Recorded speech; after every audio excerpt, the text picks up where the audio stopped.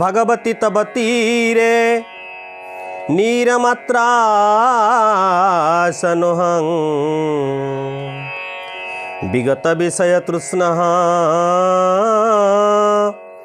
कृष्ण आराधयामि सकल कलुष भंगे स्वर्ग सोपान संगे तरल तर तरंगे देवी गंगे प्रसिद्ध देवी गंगे प्रसिद्ध।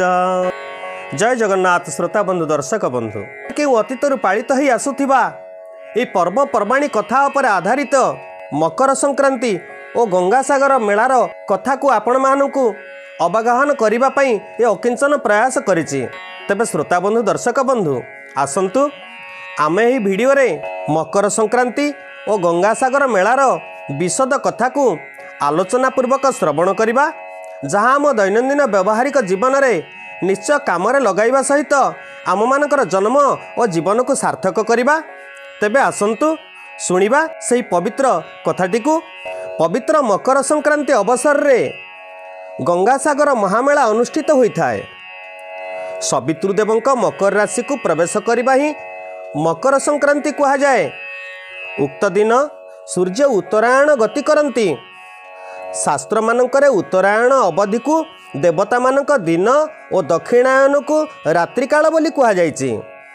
एणु मकर संक्रांति देवता मानकर एक प्रकार प्रभात काल कहले अत्युक्ति हेब नहीं। एही दिन गंगा स्नान जप तप तथा श्राद्ध आदिर अत्यधिक महत्व अटे। उक्त दिन मध्य घृत और कंबल दानर गुरुत्व सर्वाधिक। यह द्वारा सकल भोग संपद भोग करी मोक्ष प्राप्ति होता है। माघे मासी महादेव जो दज्याद घृत कंबलम सभुक्त्या सकलान भोगान अन्ते मोक्षं च विन्दति। विशेषतः मकर संक्रांति दिन तीर्थराज प्रयाग तथा गंगासागर ठारे गंगा स्नान तथा गंगा तटरे दानर विशेष महिमा सन्निहित थाए। समग्र भारतवर्ष रे प्रसिद्ध महामेला पश्चिम बंगर गंगासागर ठारे उक्त दिन ठारू आरंभ होई 5 दिन मध्य शेष होता है। उक्त मेला विषय रे केतोटी पौराणिक उक्ति प्रचलित। कहा जाए जे मकर संक्रांति दिन देवनदी गंगा स्वर्गरु अवतरण करी भगीरथंक पश्चात धावन पूर्वक गंगासागर ठारे सागर रे लीन होइथिले। एठारे थिबा कपिल मुनि आश्रम को स्पर्श करी 60,000 सापग्रस्त सगरपुत्र को उद्धार करथिले। उक्त घटनार स्मारकी स्वरूप प्रतिवर्ष मकर संक्रांति रे एठारे प्रसिद्ध गंगासागर मेला अनुष्ठित होता है। गंगा जलर पुण्य प्रभावरु सगर वंश उद्धार होइतिले। तेबे से स्वर्गर मंदाकिनी तांको मर्त्य को आनिथिबारु भगीरथंक नाम अनुसार भागीरथी और पाताल रे भोगवती। त्रिपथका गंगा स्वर्गरु विष्णुक पदरु बाहरी अर्थात हिमालयस्थ नरनारायण पर्वतरु निर्गत होई शिवंक जटारे अर्थात हिमालयस्थ बद्रीनाथ शिवंक मस्तकरे पड़ी मुक्त फल स्वरूप शोभामान होइतिबा वर्णना महाभारत वन पर्व वर्णित होइछि। ततः पपात गगनाद गंगा हिमवतः सुता समुद्रुत महावर्ता मीनग्राह समाकुलाम तंग दधार हरो राजन गंगा गगन मेखला ललाट देशे पतिता मालंग मुक्ता मयीमिव। महादेवंक जटारू मुक्त होई गंगा गोमुखरू बाहरी हरिद्वार ठारे 320 किलोमीटर दूरत्व पर पूर्ण समतल अंचल रे पदार्पण करी पूर्व को प्रवाहित होई अछि। शिवंक मस्तकरे गंगांक पतन हेतु शिव गंगाधर रूपे अभिहित होइतिले। बृहद्धर्म पुराण मध्यखंड रे देवी गंगा शिवंक पत्नी रूपे वर्णिता होई अछंती। प्राचीन जुगरे नारी को सम्मान देवा गुरुत्व एठार प्रतिपादित हेबा यथार्थर लक्ष्य करा जायछि। पत्नी को मस्तकरे स्थान देवा यह अति दुर्लभ विषय। तेबे गंगा प्रवाहित होई देवप्रयाग निकटरे त्रिवेणी संगम अति पावन क्षेत्र तीर्थराज सृष्टि करिसंती। गंगा जमुनयोर्मध्ये पृथिव्या जघनं स्मृतं प्रयागं राजशार्दूल त्रिषु लोकेषु विश्रुतं तत्राभिषेकं च कुर्यात् संगमे संसित व्रतः तुल्यं फलमवाप्नोति राजसूयाश्वमेधये। अर्थात राजशार्दूल गंगा और जमुनार मध्यवर्ती अंचल यही प्रयाग क्षेत्र तीन लोकरे विख्यात। गंगा जमुना सरस्वती यही त्रिवेणी संगम स्नान कले राजसूय एवं अश्वमेध यज्ञर फललाभ होता है। एपरी भाव में गंगा पूर्वाभिमुखी न होई प्रयाग वाराणसी कलिकता प्रभृति भारतवर्षर विशिष्ट स्थान दे प्रवाहित होई आपाततः 2510 किलोमीटर दूरत्व अतिक्रम करी बंगोपसागर में मिसी अछि।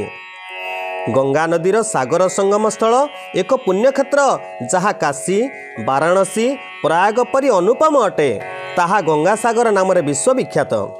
समासाद्य समुद्रं च गंगया सहितो नृपः पूरयामास वेगेन समुद्रं वरुणालयम्। गंगा सागर ठारे गंगा समुद्र रे मिसी समुद्र को वर्धित करथिले एवं समुद्र मध्य निजर कन्या रूपे देवी गंगा को निज ठारे स्थान देथिले।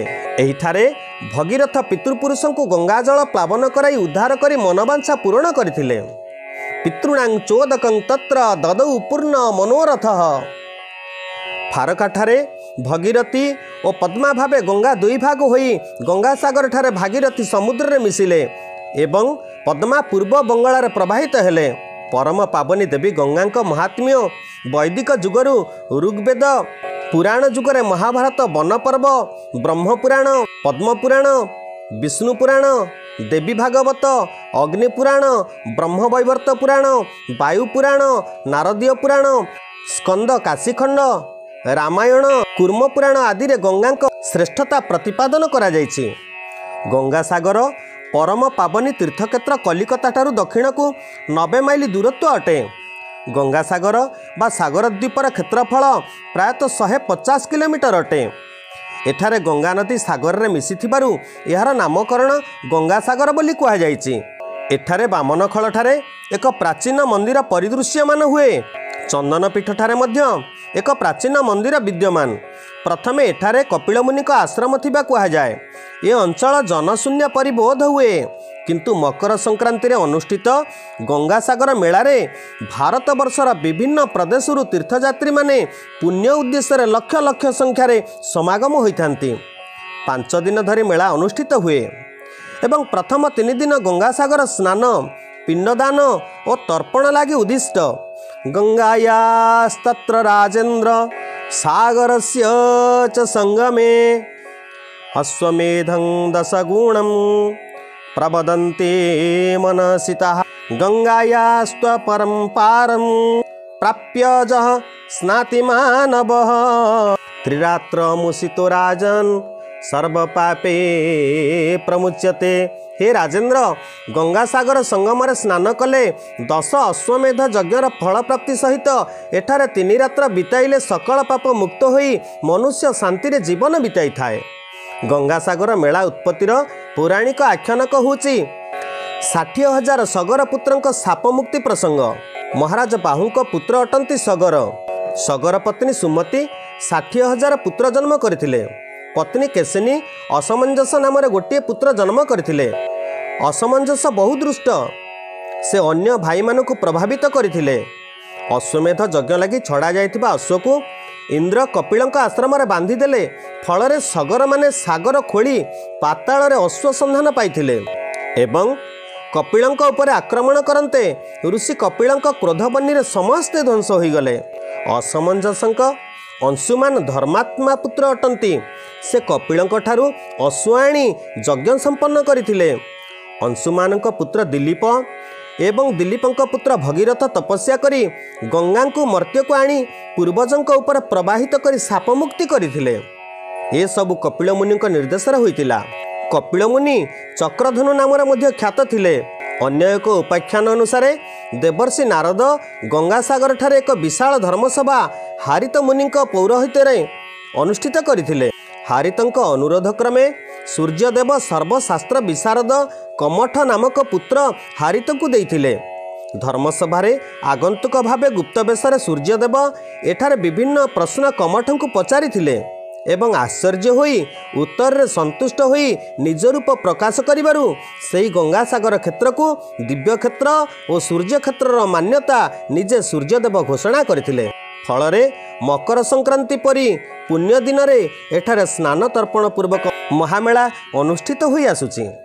तेबे श्रोता बंधु दर्शक बंधु ए थिला ए अध्यायर मकर संक्रांति और गंगासागर मेलार कथा। आशा करे ये कथाटी आपण मानकु निश्चय भल लगी। सुधी सज्जन वृंद कथाटी को एठी विश्राम दूची। पुनः प्रतिश्रुति सह साक्षात हेब आउ गोटे उपादेय पर्वपर्वाणीर नूतन तत्व आ तथ्य संबलित पुराण वर्णित एक उपादेय कथा सहित आउ एक नूतन अध्याय। सेतेबेले जाए विदाय नौची। जय जगन्नाथ, जय जगन्नाथ, जय जय जगन्नाथ।